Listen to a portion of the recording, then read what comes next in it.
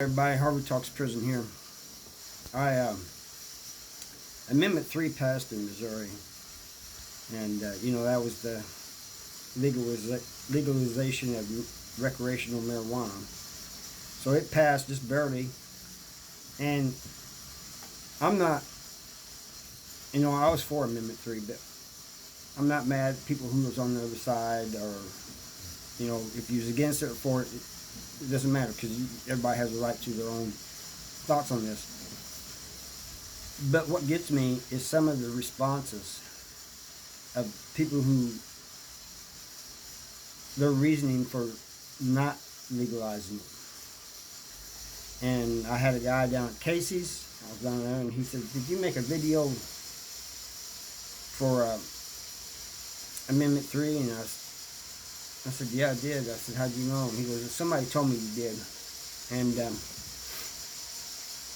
he goes, "Man, it's bad for the state." And I said, "And how so?" And he goes, "Crime is going to rise." He goes, "I read a report that crime is going to rise 500%. I said, "It's not going to rise 500%. And I said, "If it does, we'll see. We'll see what's going to happen." But he goes, "There's going to be criminals pouring out of the prison." No, they're not.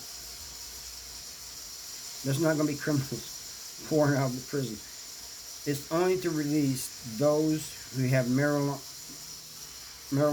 offenses only, like possession of marijuana and stuff. And there's some of those guys in there that are getting more time than those with messed up cases. Some of them have as much time as somebody with a murder charge. So, and they're not just going to release them. These people have got a petition to get released from prison. And it's not going to be like an immediate thing. People who have dealt with the Missouri Department of Corrections know how slow they can be. These people are going to fill out a petition, and it might be a while before they hear from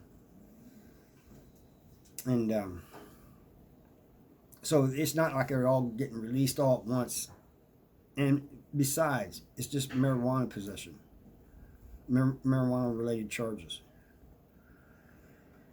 But it is legal now, and whether you use for or against it, it's that. I seen a thing from the state prosecuting attorney association, something like that, and they said, imagine a police officer pulling over somebody who was high.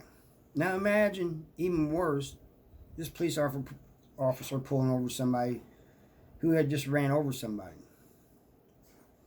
I would be more fearful of somebody who's drinking and driving, running over somebody, than I would somebody high on marijuana. And that's just how I feel about it. There's going to be, but and here's the thing. They're still going to get tickets for drinking and, for being impaired. If they're that high and they're impaired, they're still going. It's just like if you're drunk and the cop catches you driving. Same thing. It's not a free pass, In fact, one of the things says that there's be no smoking in public. That's just kind of weird to me, but that's what they're saying, and I don't see that part lasting too long. They probably just got that in place until they see how things are going. The people who make the